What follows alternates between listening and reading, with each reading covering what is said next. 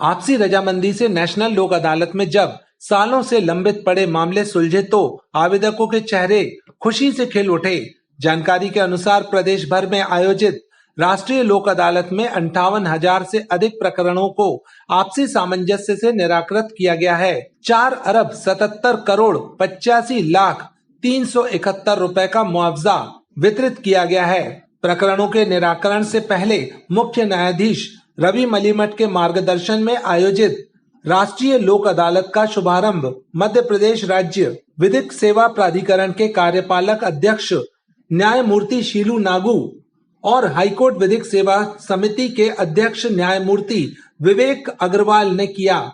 जानकारी के अनुसार हाईकोर्ट की मुख्य पीठ जबलपुर और खंडपीठ इंदौर ग्वालियर में 6 खंडपीठों का निराकरण के लिए गठन किया गया था। प्राधिकरण के सदस्य सचिव रत्नेश चंद्र सिंह बिसेन ने जानकारी देते हुए बताया कि नेशनल लोक अदालत में लंबित 1,92,588 प्रकरणों को निराकरण के लिए रखा गया था, जिसमें 24,758 प्रकरणों का आपसी रजामंदी से निराकरण किया गया है।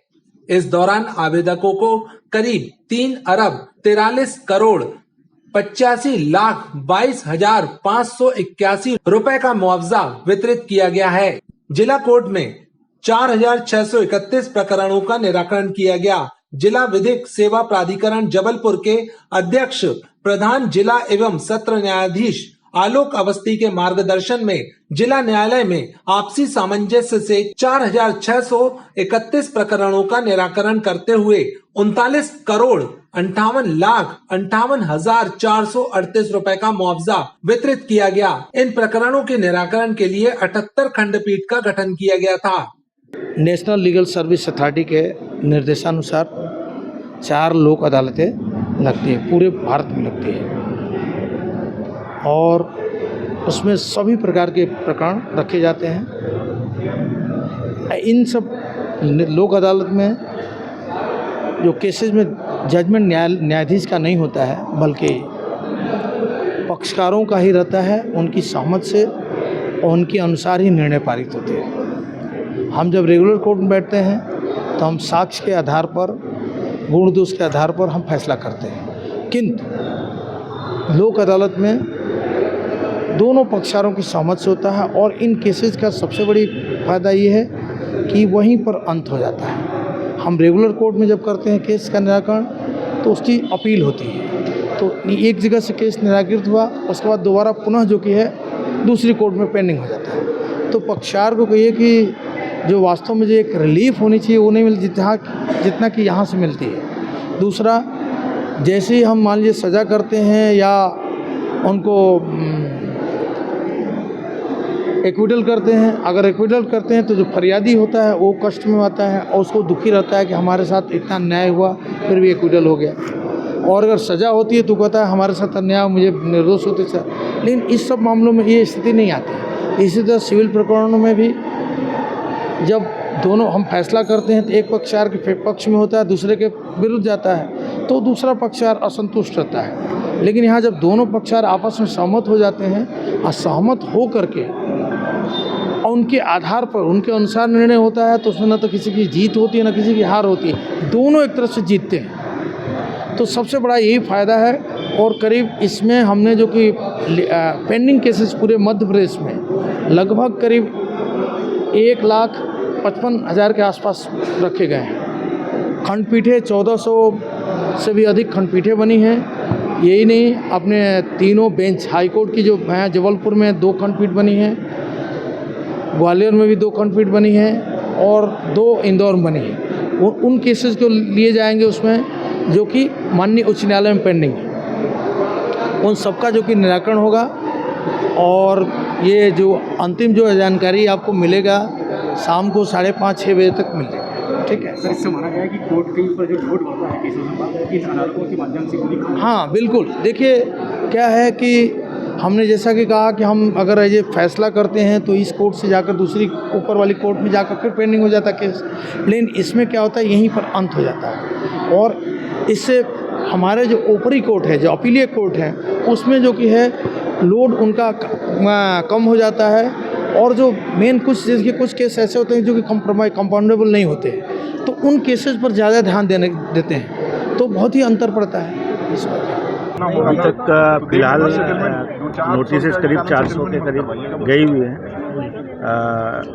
मतलब टोटल हमारे जबलपुर रीजन में 7,317 खाते हैं और यहाँ पे जो जबलपुर की 25 शाखाएँ हैं जबलपुर शहर के, उनको नोटिस गए हैं। करीब अभी तक 25 कस्टमर्स बारोवर्स ने रिस्पॉन्ड किया हुआ है और बाकी लोगों से बातचीत हुई है, वो अभी आ रहे हैं। तो जो भी बेस्ट संभव है उनको हम पेमेंट कर रहे हैं। टोटल कम होगा तो सर मुझे बता देना कि पूरा पैसा जमा करके देखिए सेटलमेंट करेंगे, सिविल में आएगा, दोबारा कोई लोन नहीं पॉलिसी और जो भी स्कीम लीजिए थोड़ा बहुत अगर एक्स्ट्रा होता भी है तो जैसा इसका लोन है, जैसे उसमें सिक्योरिटी 10 दिन बाद जमा कर देना, और जैसा लोन कितना पुराना खाता में जमा होने हमारे पास सिक्योरिटी अगर उपलब्ध है, क्या उनके मीन सेटलमेंट क्या कंडीशन है, सेटल कराना है, सेटल कर दूंगा, भविष्य में कभी लोन नहीं। बैंक जैसी पॉलिसी बनाती है या कोई स्कीम निकालती है, फिर ये मत कहना कि किसी ने बताया नहीं कि 2000 के कारण हमको। मेरा लॉकडाउन से मेरा 2 लाख का मैंने लोन लिया था, जिसके लॉकडाउन के कारण मैं जमा नहीं कर पाया, तो उसका टाइम पीरियड 3 साल मतलब के ऊपर हो गया था। 2020 के बाद फिर मैं अभी जा नहीं पाया, जिसका मेरा खाता NPA हुआ था, जिसकी कुल राशि इनने 2.5 लाख रुपए निकाली थी, उसमें से लेस करके इनने अभी सेटलमेंट करके अभी 95,000 रुपये की राहत राशि मुझे प्रदान किया और 1 महीने का समय दिया है। और मैं तो बैंक से सर से एक रिक्वेस्ट और चाहता हूँ कि मुझे 1 महीने की जगह 90 दिन का समय और देते तो मेरे को और अच्छा लगेगा। बाकी राहत दिया है मुझे, ये मैंने दुकान व्यवसाय के उससे लोन उठाया था मैंने 2 लाख का, जिससे कोविड के कारण मेरा नुकसान हो गया, तो जिस कारण मैं आगे।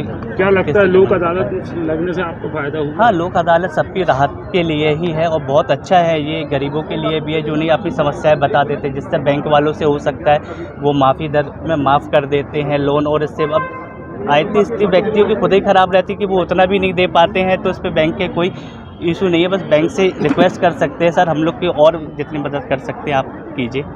लोक अदालत लगने से ये फ़ायदा हो कि जो आदमी परेशान होता है, जो नहीं दे पाते, यहाँ पर उसका निराकरण होता है। और माननीय न्यायालय से जो लोक अदालत लगाई गई, इससे बहुत राहत मिलेगी लोगों को। मतलब क्या है, जैसे कि मतलब जो परेशानी किस तरह होती थी, सारी परेशानियों का हल लोक अदालत में मिल जाता है। दक्ष नेत्रालय महाकौशल संभाग का एकमात्र निजी अस्पताल जहां सभी प्रकार की कॉर्निया नेत्र प्रत्यारोपण ऑपरेशन किए जाते हैं। इसके अतिरिक्त चूने, तेजाब की चपेट से ग्रसित आँखों का इलाज, स्टेम सेल एवं म्यूकस मेम्ब्रेन प्रत्यारोपण जैसे जटिल ऑपरेशन डॉक्टर चैताली हर्षे द्वारा किए जाते हैं। तो फिर आज ही आए और अपनी आँखों में होने वाली जटिल बीमारी से छुटकारा पाएं। विश्व स्तरीय उपकरणों एवं अनुभवी चिकित्सकों द्वारा दक्ष नेत्रालय, प्रथम तल, ओमेगा चिल्ड्रन हॉस्पिटल, 659 गोल बाजार, जबलपुर।